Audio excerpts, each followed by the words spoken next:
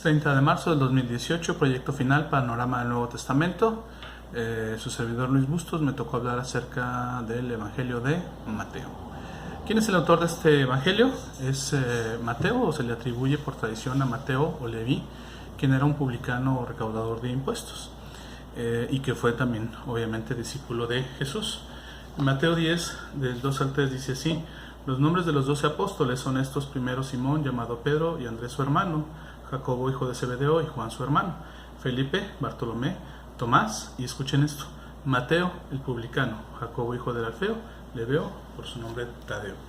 Y en Mateo 9, del 9 al 13, es donde se narra cuando Jesús llama a Mateo, hace referencia también a esta parte donde dice publicano, es decir, hace esta sentencia muy íntima acerca de quién era Mateo, y por estas referencias y por las tradiciones que se establece que el Evangelio de Mateo fue escrito por Mateo, Mateo, el recaudador de impuestos. Este libro se escribe dentro de un marco histórico, político, religioso y social muy particular. En ese momento el Imperio Romano era el que gobernaba el territorio conocido, era el imperio dominante sobre la zona. La sociedad era una sociedad rural, es decir, vivían de la producción de la tierra, de la producción de los animales. En cuanto a religión, la gran mayoría eran politeístas, aunque en la región de Palestina eran monoteístas o adoraban a Yahvé, o dentro del judaísmo. El griego era la lengua cultural y era la lengua que se utilizaba especialmente para los escritos y para tratar temas importantes. Y en ese momento había agitación en Palestina, tanto en el tiempo en que se escribió el Evangelio como en el tiempo de los hechos que narra el propio Evangelio.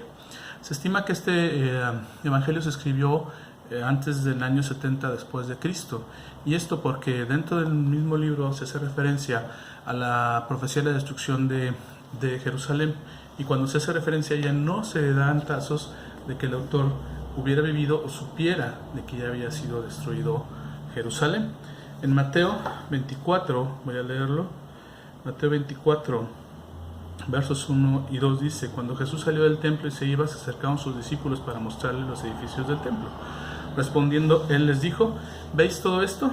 De cierto os digo que no quedará aquí piedra sobre piedra que no sea derribada. Y en ningún momento el autor de Mateo hace referencia a que esto ya hubiera ocurrido. Por eso se estima que la fecha de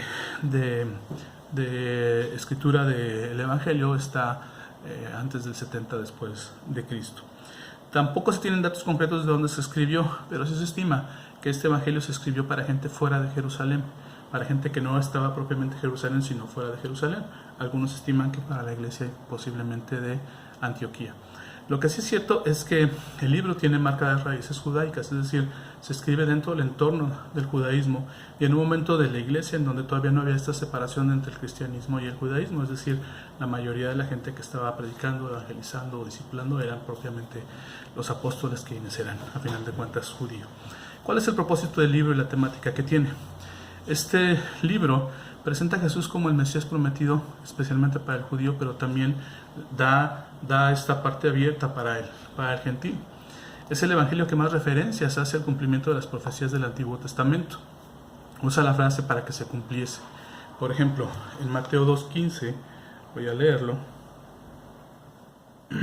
dice 2:14 y 15, dice así: y él, despertando, está hablando de José, tomó de noche al niño y a su madre y se fue a Egipto, y estuvo allá hasta la muerte de Herodes, para que se cumpliese lo que dijo el Señor por medio del profeta, cuando dijo: de Egipto llamé a mi hijo.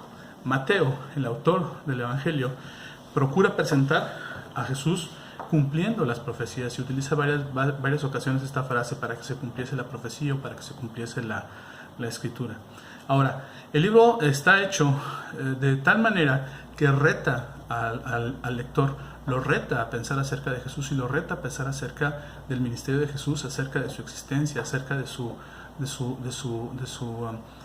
divinidad, acerca de su poder. Hay dos estructuras claras en el Evangelio, o podemos ver dos estructuras claras en el Evangelio. Una es biográfica, marca dos pautas en el Evangelio. Uno, el inicio del ministerio de Jesús, y dos, el inicio del camino hacia la cruz. Mateo 4:17 dice de la siguiente manera: y usa en particular esta frase el autor, dice: desde entonces comenzó Jesús a predicar y a decir: arrepentíos porque el reino de los cielos se ha acercado. En este momento marca el inicio del ministerio de Jesús.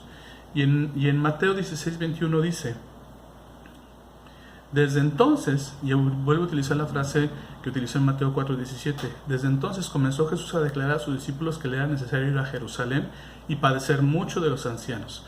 A partir de este instante, el Evangelio habla acerca de lo que fueron los acontecimientos en la vida de Jesús hacia la cruz, hacia la muerte. Esta primera estructura es una estructura biográfica, pero hay una segunda estructura que podría decirse que es una estructura temática, es decir, divide el Evangelio en diferentes temas, más o menos unos 8 temas. El primero es una introducción, en donde se habla acerca del cumplimiento de las profecías por la venida de Jesús. Esto es del capítulo 1 al capítulo 4, más o menos por el verso 11. Después hay una exposición de los principios de Jesús. Esto es del capítulo 4:12 al capítulo 7:29, más o menos. El siguiente tema es la revelación del poder de Jesús o los milagros de Jesús. Esto es del capítulo 8 al capítulo 11, más o menos, 11 verso 1. Luego, otra temática es cuando Jesús explica su programa, del 11:2 al 13:53. El siguiente tema, Jesús declara su propósito, el propósito por el que vino, del 13:54 al 19:1. Después viene otra temática, la oposición contra Jesús, la gente que se le opuso a Jesús, del 19:4 al 26:1.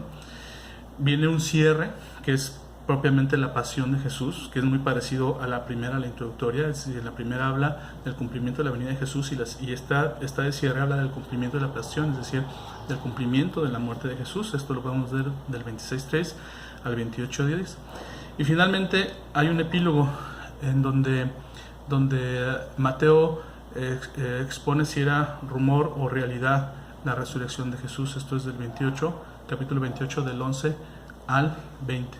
Ahora, lo interesante es que cada una de estas temáticas lanza un reto al lector. Mateo, el autor del libro, lanza un reto al lector. En un momento desafía a la gente a entrar al reino de Dios, cuando habla acerca de los principios de Jesús y cuando habla específicamente acerca del reino. Después desafía al lector a seguir a Jesús, desafía a aceptarlo, a entenderlo en otra parte, desafía a testificar de Jesús, desafía a la gente al arrepentimiento, en particular cuando habla acerca de la oposición contra Jesús, hace un desafío al arrepentimiento. Y finalmente hace un desafío a la acción en Mateo 28, 16 al 20. Y voy a leerlo porque precisamente por estas mismas fechas estamos en Semana Santa y escuchamos mucho acerca de nuestro Señor. Yo pienso que es el reto que nos pone el Señor Jesús a nosotros que ya lo conocemos, a nosotros que ya sabemos acerca de Él y que hemos disfrutado de esta salvación y de esta relación con Él. Dice: pero los 11 discípulos se fueron a Galilea, al monte donde Jesús les había ordenado, y cuando le vieron, le adoraron, pero algunos dudaban. Y Jesús se acercó y les habló diciendo: toda potestad me es dada en el cielo y en la tierra. Por tanto, id y haced discípulos a todas las naciones, bautizándolos en el nombre del Padre, del Hijo y del Espíritu Santo, enseñándoles que guarden todas las cosas que os he mandado, y aquí yo estoy con vosotros todos los días, hasta el fin del mundo. Amén. Lanza un reto Mateo, y es un reto que yo creo que tenemos nosotros. Es tiempo, y es nuestro tiempo, de ir y de hacer discípulos. La pregunta es: ¿qué vas a hacer o qué vamos a hacer? Dios les bendiga, espero que esto les sea de utilidad.